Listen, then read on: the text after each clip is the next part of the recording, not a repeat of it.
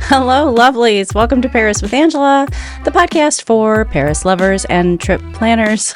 I think I forgot to say that on the last episode. The last episode was a how-to on the metro, so we covered the history of the metro. We covered a how-to of the metro. For that one, you're definitely going to want to read the show notes and get a little bit more detailed information, but I think you should have a firm understanding of how to use that wonderful system. But today, we're going to talk about the Paris Olympics because it's happening in just a few days. Pretty exciting. The Olympics will take place in Paris, France from July 26th to August 11th, 2024. The venues will utilize iconic landmarks and new venues like the Stade de France, the Eiffel Tower, the Champs-Élysées, new constructions like the Aquatics Center in Saint-Denis.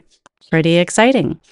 But there are some people that are not too keen on the Paris Olympics, so we're going to look at both sides of that centime, if you will, both sides of the coin. If you want to sponsor the show and drink delicious biodynamic wine, biodynamic wines are becoming more and more popular in Paris, and so I think you should take a little bit of Paris home, have a little bit of Paris brought to your doorstep every month, and enjoy wine, which is such a beautiful part of the meal, but do it in a really healthy and environmentally friendly way by drinking dry farm wines. These are small family farms throughout France and beyond, and they are crafting using very traditional methods, beautiful wines that are organic and biodynamically made. You can visit dryfarmwines.com/Paris with Angela, and whether you decide to have some wines or bubbly delivered once a month, or you just want to try a one-time order, when you use the show's link, you're going to get an extra bottle for a penny. So that's super fun. If you order 12, you're going to get 13. If you order 3, you're going to get 4, and so on and so on. Now, Paris aims to deliver a sustainable Olympics. So biodynamic wine, sustainable. Paris wants to have a sustainable Olympics using existing infrastructure, temporary facilities, renewable energy. The focus, of course, is on reducing the carbon footprint and promoting environmental responsibility. They're also looking to attract a younger audience this time around with 4 new sports. Skateboarding, I think that's pretty cool. I'm a child of the 80s. I think that's pretty cool. Skateboarding, surfing, sport climbing, and breakdancing, maybe even cooler. So these new sports will reflect a contemporary urban culture and hopefully bring in some younger viewers and participants. The games will also, of course, feature traditional Olympic sports such as athletics, gymnastics, basketball, and more. All the equine events are taking place at Versailles, which I think is really fabulous. The tickets are being sold and have been sold in several phases, including a lottery system for high demand events. I have some French friends that weren't too happy about that. Prices are based on the event, the seating, and the stage of the competition. Paris 2024 includes, of course, accessibility for all, including, they say, affordable options and special provisions for those with disability. We talked about the metro, no doubt utilized by millions of people in the city in the coming weeks. Paris has an extensive public transportation system, the metro, the buses, the trams, the RER, as we say here in America. This is a show about Paris from an American perspective, always important to remember. And special Olympic routes have been made. Additional services will be available. The city is really wanting to accommodate everyone that they can.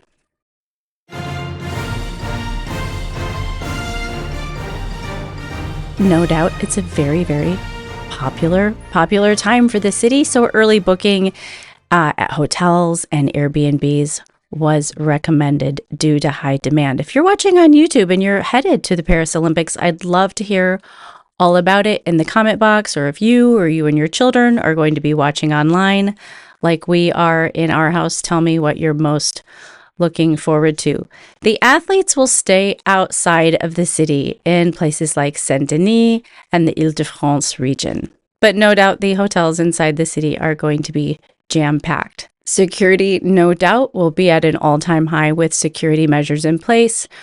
Police presence, surveillance, depending on how you feel about that. The coordination with international security agencies, of course, is happening to create a safe environment, God willing, for all. The Paris Olympics will feature a series of cultural events, expositions, and festivals showcasing the French culture and the French heritage. I do hope we get to see some of that on TV. That's what I am most looking forward to. These events will take place across the city, really enhancing the Olympic experience. I was just there a few months ago, and you can see really everything that they're doing to get ready. There's a lot going on. It's going to be a big deal, and I'm sure everyone will breathe a collective sigh of relief when it's over.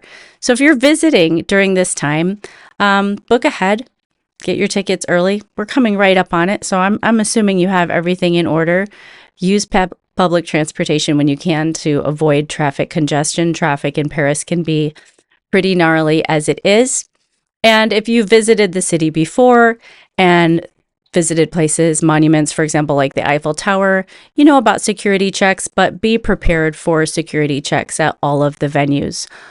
If you're brand new, if you're headed there next week, do a little crash course. I'm glad you're listening to the show. That's step one, but do a little crash course on familiarizing yourself with French customs and basic phrases, the way things are done over there.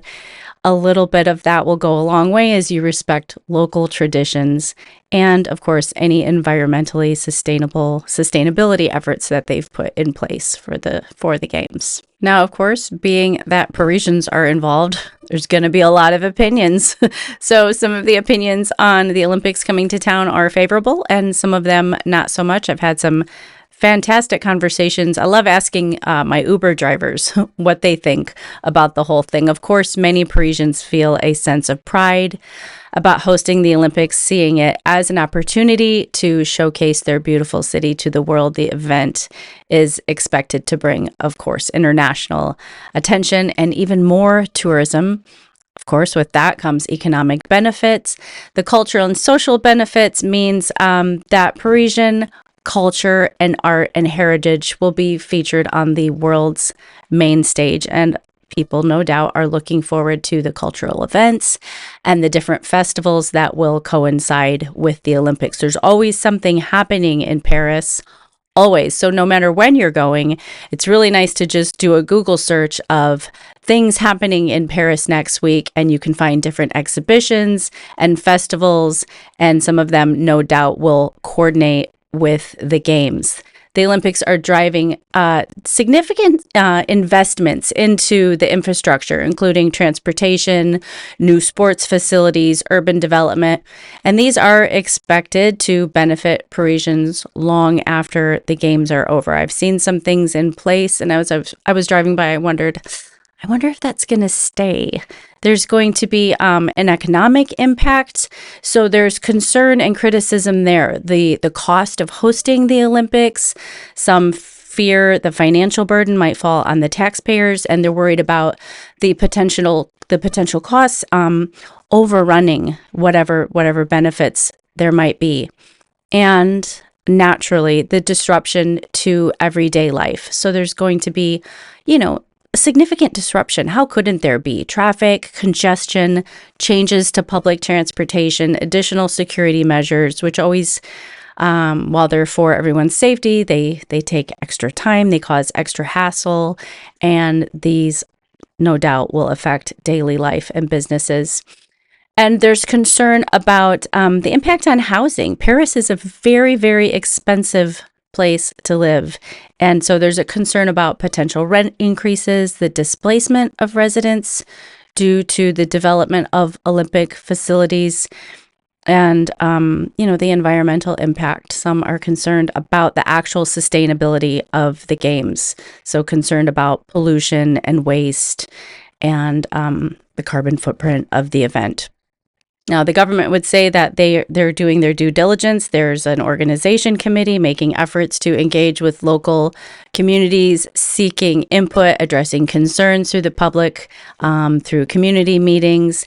And the goal, or they say the goal, is to leave a positive legacy, such as converting Olympic venues into community facilities that promote sports among the youth. It feels, from what I'm reading, like the youth is a big focus for these games, and that definitely has been communicated, the legacy aspect of this, to gain support. So the overall sentiment of Parisians is really a blend of enthusiasm and apprehension. While there's excitement about the global spotlight and the opportunity for them to showcase their beautiful culture, there is concern about the disruption to daily life, the cost, the pollution, etc. Now, as far as a breakdown of the different events, the athletics are going to be taking place at the Stade de France in Saint-Denis. The swimming venue is the La Défense Arena. That's in Nanterre. The gymnastics is at Versailles Arena, the Accor Hotels Arena, and basketball, just still so weird to me. Basketball will be taking place at the Arena Paris Sud, Porte de Versailles. So, soccer, football will be taking place at various stadiums across France, including the Parc des Princes in Paris, the Stade Vélodrome in Marseille, and the Groupama Stadium in Lyon. Tennis is taking place at the Roland Garros in the Bois de Boulogne. So that's a big forest on the edge of the city. And the cycling will be taking place on a track. Track cycling will be taking place at the Vélodrome National. Cycling on the road will be taking place in various locations with routes passing through Parisian landmarks. So that's going to be lots of fun if you're someone that tunes in every year to watch the Tour de France, so you can see glimpses of the city. I think the Olympics are going to be a great way for those of you who are planning your trip to see bits and pieces of the city. Fencing is my favorite. That's a sport I would love to try. Will be taking place at the Grand Palais. That sounds super sexy. And all the equestrian events, as I said, are taking place at the Chateau de Versailles. Very fitting, don't you think?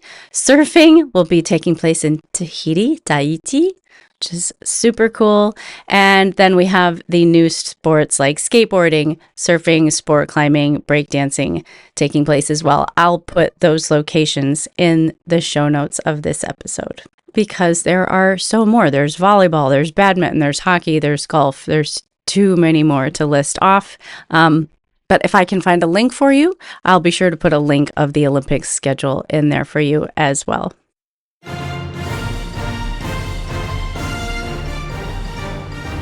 The Olympic torch journey began in April of 2024, April of this year, beginning in Olympia, Greece. Traditionally, the torch leaves the Temple of Hera, and that lasted in Greece until April 26, followed by a handover ceremony and the torch's then subsequent journey across the Mediterranean. The French relay then began in May 8th in Marseille, and will continue all the way through July 26th, the opening ceremonies. Now, if you are visiting Paris in a couple weeks for the Olympics, hopefully you've made your accommodations a long time ago. Prices and accommodations are going to be very rare. Stay near central Paris, because being in that area is going to make it a little bit easier for you. Staying near major transportation hubs, and consider areas with really good public transportation to get to key venues, allowing yourself extra time for traffic and security. Paris, of course, has an extensive public transportation network, including the metro, the buses, the trams, the RERs, and there are special Olympic routes, and an increased frequency of services is to be expected. When purchasing your metro tickets, I would suggest a Navigo des Couverts pass for unlimited travel. I suggest that one because it's going to allow travel throughout Paris and the entire Île-de-France region.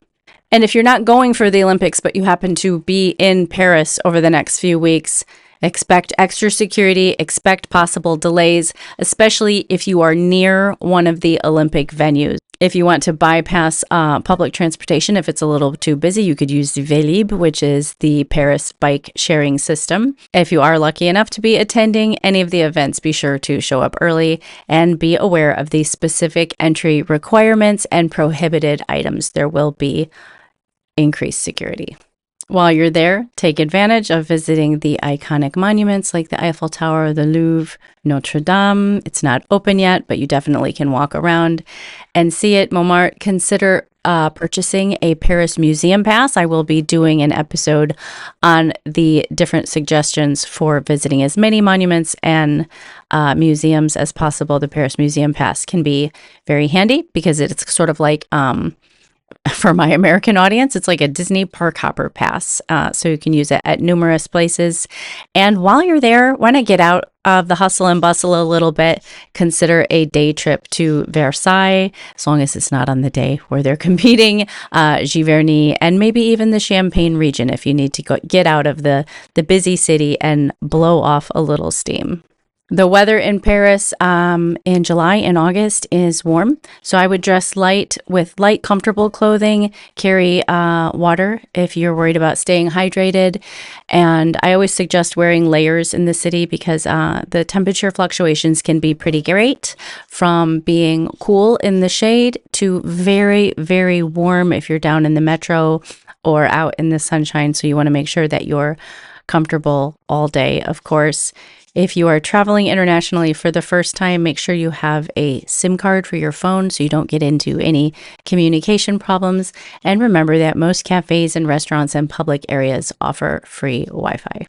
In the show notes of this episode, I will put links to the official Paris 2024 website, the Paris Tourism Office, and Transport for Paris, the RATP website, which is an excellent resource if you'd like to check on metro lines and make sure that they're all up and running and there are no delays.